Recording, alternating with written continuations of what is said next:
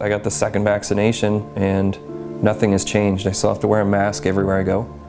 I'm still, nervous in public to sneeze or cough, because you don't know what's going to happen, how other people are going to react to it. Hey Windsor, I'm Matt Hallowick, representing WECBD, that's Windsor Essex Citizens and Businesses Against Discrimination.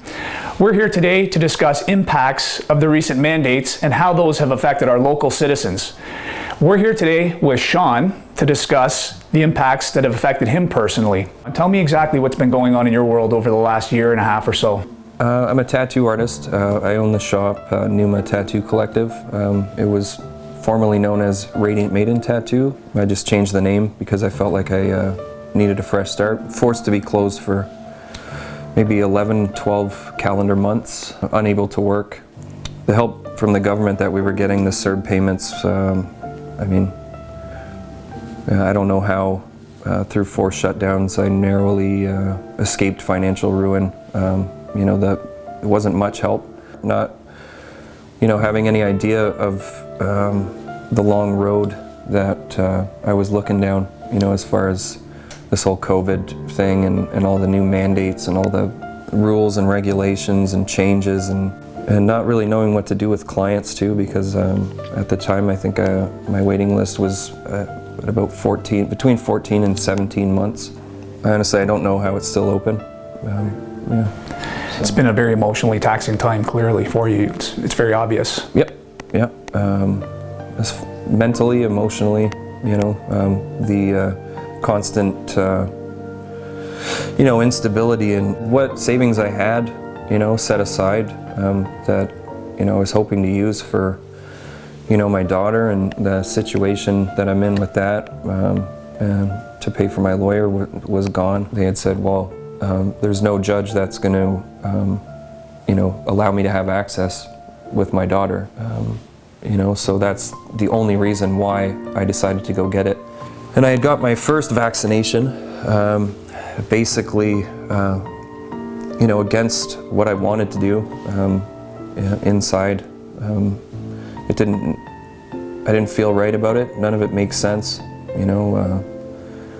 There's so much misinformation out there being shared on social media and over the news.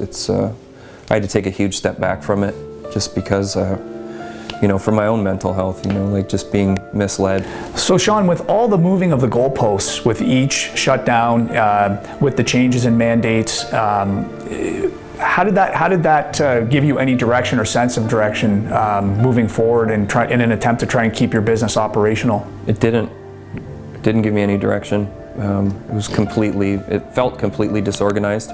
They had other officials from different areas of the government that they had just compiled into the health unit. I dealt with a woman, who handed me a business card. I don't remember her name, but she worked for tobacco enforcement.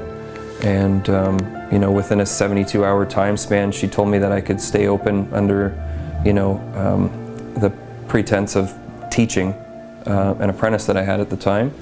And then at the end of the 72 hours, she had told me I had to lock down and was threatening with fines. There was nothing there to trust. You could tell that they didn't know what to do or what to say or why they were even there. What did you do to chart your path forward?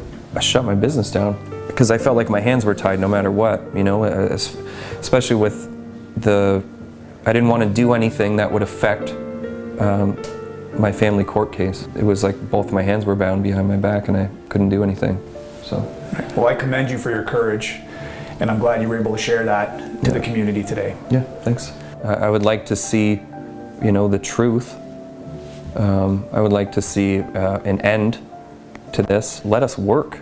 I don't really understand how it makes sense to shut down small businesses that can only accommodate up to 30 people and fill big box stores and companies like Walmart's and Costco's. I don't know. I never really consider myself alone as far as like small businesses are concerned because there's so many of us. Whatever's going on, it's not right. You can tell it's not honest.